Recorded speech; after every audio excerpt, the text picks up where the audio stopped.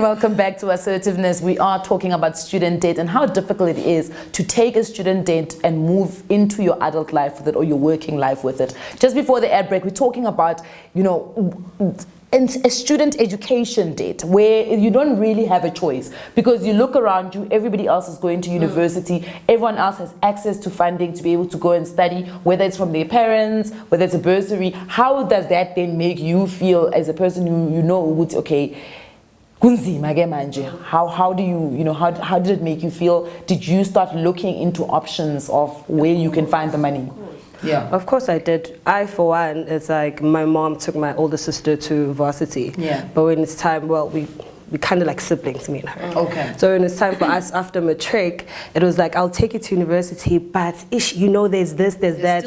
And yeah, and then we're like, okay, mom, you know what? Let's start by trying to make money first and see how it goes and help you out. Yeah. And then as time went by, obviously people around our age started going to university, graduating, and it's like pressure and like thinking of a loan. How about we, because we're working, if we pay like 200 every month, it would be good. But it's been hard with that as well because you have to be paid a certain amount to even earn a loan. Yes, so that alone is a struggle. For a loan, yeah. So, but what do you think that it should be something that parents should look into if, let's say, you can't obviously qualify for the loan? Should your mother then be going in and seeing if she can, either be a collateral, maybe it's a collateral or whatever, or she must actually get the loan for you? Yeah, I know a situation where a friend of mine asked like one of the uncles who were rich to be the, the signature that you need. Yeah, and then after your university years, you pay him back or the bank. I think that's how it goes. So I would like something that to happen, but it's like not putting mom under pressure. Also at the same time. How old are you? 22. Okay, but you're still very young. So there's still fresh. Wow, okay. It's very young though. It is. Trust me, I'm 28 years old now and I'm realizing that there's a lot that I have done in the short couple of years, that other people are only still trying to do now. And it gave me a sober understanding of that life is not the way we see it. We're very impatient as ourselves because we want, and the biggest problem is what she actually just touched on to say, you see other kids are now going to university, graduate, you know what I mean? And you start now thinking, geez, can't mina. Yeah, it's because you set out goals for yourself when you start off with things, and then you time frame yourself. So at the age of 22, you should be out of varsity or getting out of varsity, maybe going to your masters or maybe working. So if that's not happening, obviously there's pressure at some point. So it's going to be hard. But what I want to get an understanding of is that, how old are you? I'm also 22. So now, excuse me, at 22, are you starting to feel that, okay, so this education thing is still missing? How do I balance it out without getting myself into a lot of debt? Because now, next year, the people who were 22 would be now buying cars. To the workplace. With me, I've seen again. Education is vital for me, of course. Like I've always wanted to have that thing, it's a certificate, even if I were to go into something else. But for now, it's like, let me go into something that I'm passionate about. If that's where I'm going to go, how many people have made it out there without education? Exactly. You see? So I'm not saying, I'm not going to go into education now because, I'm now looking into something else. I still want to have that foundation, of course. But then it's not like I'm not pressurizing myself that much. As you said now, we are pressurizing ourselves, manje. But obviously, I do want to go to school. Mara, ngifuna get Hamina first. And I think it's important because I failed my degree. Gosh, so it's not that I didn't have the funding. I had the funding. My father was willing to pay, but I failed my degree, and I only graduated in 2013. My first, I graduated before, but it was a diploma in sports management, which I'm just like, I'm not sure. You're never really sure whether this thing is legit or not. And then my first degree I got only in 2013. I think I was 25. So I always say to people, don't put, and if you hear my story, really, I moved from being a failure to really doing amazing things, So I always say to people, just curb sometimes your goals need to be reset, you know what I mean? But Noxie, you can talk a little bit about going into passion, moving from something that could potentially, a degree is we are told that a degree is supposed to work in a certain way. You go to school, you get your degree, you get a job, and you get into work, and you make money, you buy a house, you buy a car, and all those things. You then decided to say, you know what, hold up. There's something else that I want to do that is something that I'm far more passionate about. Yeah. Well, I think, as you said, I think my story is similar to yours. My parents are paying, still paying for my, university side. Yeah. And then the struggle is now obviously me moving from that to having to pay for my own personal trainer certificate, which is hard. I'm already, as you said, I'm already in debt with that. Yeah. And I'm working towards paying that off, and it's not as easy as it looks. Is it a debt that's worth it? It is. For me, it is, because I'm doing what I love. As you said, it was a major transition, but I'm happy where I am. Yeah. Getting up every day, doing what you love, there's just so much weight off. It's worth it. I say it's worth it. Ngena vula account. Yeah. What do you mean? How is? Because I remember my first account, which I fight because, and I'll tell you why I fight, and only now in hindsight when I think about it. I have an account with the company with the red square, right? Mm-hmm. And I was not earning a salary. I had no salary. I literally walked into that shop and they were telling me about Kunama voucher. If you open an account today, you get 1,200 rand. I'm a voucher. That was work. And I signed for it. They called my mom to confirm if she sends me pocket money. She said yes. Account, which was weird for me, you know what I mean? Because it was so easy to get that account, and I was like, this can't be a real thing, guys, in South Africa, right? Yeah. So obviously, I defaulted on payments naturally because first and foremost, I'm 17 years old. And I'm opening an account at 17 years old. You're letting me open an account. And then more than I'm 17 years old, I've taken the clothes out of the shop. Why must I now go back and pay? Like, I don't understand. That whole psychology of, I've got the stuff now, why am I going back to pay? And at that age, you know nothing about credit report. You know nothing about being blacklisted. You've heard people that get blacklisted, but you don't think that it could ever be you because I don't have a job. I'm a furniture, I'm a sofa. So what was your experience with opening your first account? Well,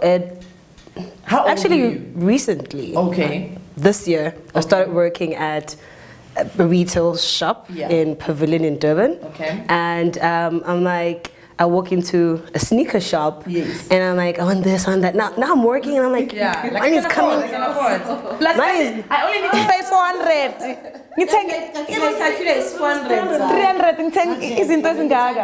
I'm like, with this 300, usually I go out and do some stuff. Anyway. I might be, using it somewhere, and it's like, okay, I want a beautiful sneaker for 1,000 something. Yes. Purchase, open an account, qualify for everything, pay sleep, good. Now 3 months down the line, conflict at work, I quit. Now calls. We are quitter. But that's actually very brave because other people would stay in a job they hate just to service it. Yeah. Can't. I was unhappy, and waking up in the morning and be like, I'm going there. I'm going there. It's like my life is in this cup, probably there. Like, I need to come out and try to do something, but it's still here till this day. And I think the worst thing is that fresh, but I think the worst situation about that is that, and that's how debt works, is that it accumulates. That's true. So it's not getting any better every day. You can't wish it away. You can't, because first 3 months they'll be like pay, and then the last month like, if you don't pay, and there was umshubo. If you don't pay, you will. And you're thinking I need to buy a car, I'm looking into growing up, and this debt is going to just close doors sooner or later. So this debt is still current. It's a debt that you still need to service. Still alive. And currently you're unemployed. Okay, but you've got money to drink. So and I'm not putting you under pressure, and I'm not reprimanding you. I just want, and it's just something that I've realized about a lot of us as people. It's the same thing that I was going through when I was in varsity, because I was like, okay, no, I can pay this kolota, to be honest. They must just wait. But do I have to? You know what I mean? And that's what I want to draw to Uzi. It's 300 rand. Yeah, it was layer weed yakho is more than 300. Layer makeup, I'm saying, is more than 300. You don't drink 300 rand. No. More than that. More. Is it something that is a priority to you to finish? Yes, it is. Yes, it is. Although at times, as I'm unemployed, the little money that I get is usually for the important stuff I need, like my toiletries. I need to get this. I need to get that. Girl, my hair. And then you've got nice natural hair. I can see it in front.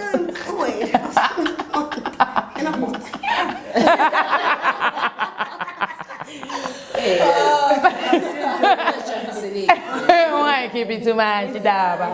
Okay. So every time. So you're prioritizing every single month because this first. Yeah. And then it's like, this account. But they haven't called. Okay, let me just skip it for the next month. Yeah. And before I know, it's like 3 months down the line, like you are blicked. I'm like, yay. Yeah. Whoa. But yeah, it's hard. I can imagine. Butle, you've got a similar story. I have a similar story. I started off, okay, well, that's like over the past 5 years now. It was gym. I know. The law says iphelile musleyo. Ungaphenduli. Make sure you don't answer those calls, girl. I'm going to ignore until next coming 5 Hayi wayenze into leyo, Joe. Okay. I don't even know. Maybe it's still there and just lying somewhere. But then, yeah, same here. Well, with mine, like from last year though, and I haven't paid one, like haven't made payment for one installment. How many accounts do you have? One.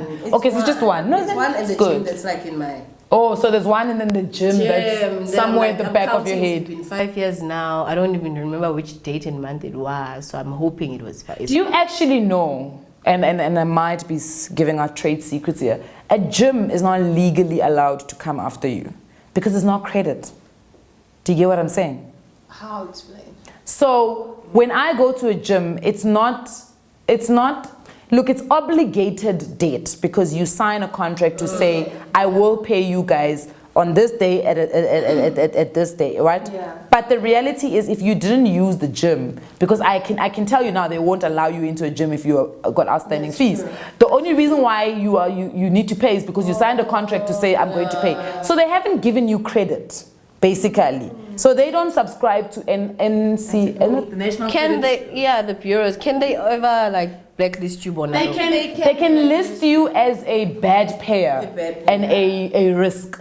But if we being honest, it's not credit. So they don't really lose out. They lose out on projections. So what happens is, let's say the 4 of us went to a certain gym and we said, we're going to pay 500 rand every month. When they do their profit margins, they calculate bazothola 500 from us, it's 2,000 rand every month. So now their projections get thrown off because you are no longer paying and you said you would pay. So it's more, and I always tell people, it's more like but you promised, pinky promise, you promised to pay, you know what I mean? Gym debt will never not get you a job. Like if they check like the ITC, Not really. and then they pick it up like you owe Virgin Active like 10,000. No, not So you're not going to get this job. I'm Just say. It does happen because some people's contracts membership can, it can accumulate. You haven't paid for how many loans? No, but remember Virgin Active, the different what's this premium things that you pay for. So there's the 200. But now ungabuthanda izinto. If uzo default uyalanda a premium, ungalanda student account. You know, because sometimes we pay things out. Hey, you want to be... At that point in time, but how can, I mean, first of all, you know yourself as a person. You know what you're going to go at the least amount of times to gym because you are on the gym. People who don't pay for the gym don't like the gym. Because if we attend the gym, you would go and you would pay for it. You know what I mean? Okay, so tell us now about the new account. So after you defaulted on gym, wait, let's talk about the gym. Is there a reason why you defaulted? Did you lose a job or you just didn't want? I was still in high school. Oh wow. We signed so long ago. Yeah. And I had her also under my account. So it was like 2 of us under the same thing. And it depended on my dad's money to send me. So I had to change my account because I'm not getting anything, so I'm paying for each gym that I don't even go to. I only went once and it's far. I was like, you know what? You changed the whole bank account? Yes. So that they can't debit. Yeah, so when Hallelujah. Yes, how am I supposed to? So you literally did a udle phansi way. I ate down. can't believe it. Yes, I did, but I think that's out of the way now. It's the one with the clothing account, till today. Okay. But I paid it now. It's just that now I'm paying good again. You know what? Before they blacklist me, ITC, because like cool, and I'm like, I have a time frame good again at this time. I'm saying but you remember that account you didn't pay it, so now I can't afford. Yeah, so. But how it's not too bad with paying that account now, man. It's not that bad. It's just that I am still owing them. Yeah. I have to still fill it up. Okay, but so wait, it's a current date. So in other words, it's up to date. Is it up to date? It's not up to date. I'm still. Oh. But I get you guys have that thing. If the account, I don't have an account. I have no account. So when I realized every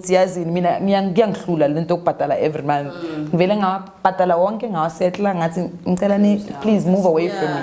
But what I want to know is, so I get it when you have an account, you have a current balance, but if you pay every single, so you don't pay every single month. No, I didn't even pay the first installment when I had it.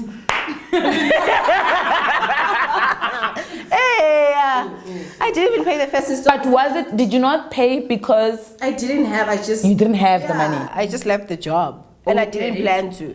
Like, when you leave a job to expect to go to another and then it doesn't work out there, and then it's just like over here, like I don't know what to do with myself. How am I supposed to even pay for anything to eat right now? Because I relocated, I wasn't even staying at home, I was staying in Durban. So it was like, I'm so stressed when I'm supposed to be eating.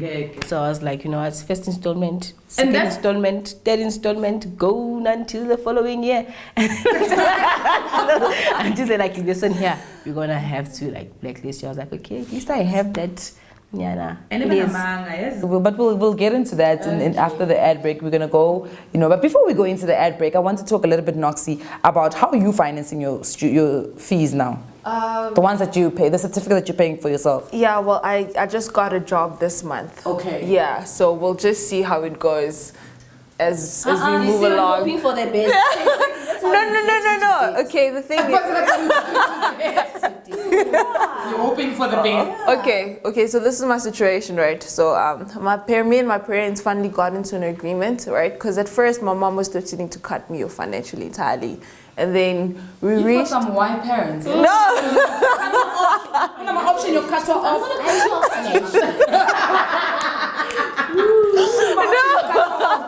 In this family. Yeah, so when they recently came, I think like last week Saturday. So we agreed that, okay, they're obviously gonna decrease my allowance, right? Still paying for my rent. allowance? And they were planning to cut her off. So with my salary and also with what my parents are giving me, hopefully still managing to pay. Yeah, hopefully at the end of the month they'll still be able to pay and then still get some extra cash to do other things. Okay. Yeah. So you're not in debt yet? No, I am, because I'm owing the school. I haven't paid. It's been like almost a year now. Which schools? No, the thing is, wait, hold on. I registered, okay, so they give us time. Obviously, there is like a statement every month. School is this that allows you to be there for a year and not pay? No, but I have to pay. No, you have to pay, but I'm asking myself, let's call it Strive Focus Academy. Oh, I've heard about it. Yeah, it's a fitness school. So they give you time. I feel they've been so patient with me, because it's been. So if you don't pay, they're not gonna give you a qualification. Yeah, exactly. How long is it to get the qualification? Till next year, like 2018. So the 2-year course. I think they extended. Or No. The thing is that it's a personal training certificate, so it's all about handing in the portfolio. Yes. Even if you do hand in the portfolio, yeah, exactly. But if you don't pay, you still can't get your qualification. Either way. Yeah. And you're still doing the marketing. Yeah, it's been it's tough. That's all I have to say. It's what? It was on hold, but it has to resume again. Okay, we're gonna go for a quick ad break. When we come back, I want to talk a little bit about the date culture of South Africans. Do we have do we just like being in debt? Like sometimes, you know, your mother gets a call and then she even tells them, she's got the nerve to tell them, this month. So I think that there is a bit of a debt culture in South Africa. And I want to talk a little bit about the psyche of a person and when they are in debt, how does that make them feel? Remember, you can join our conversation using the hashtag assertiveness. Please don't go anywhere.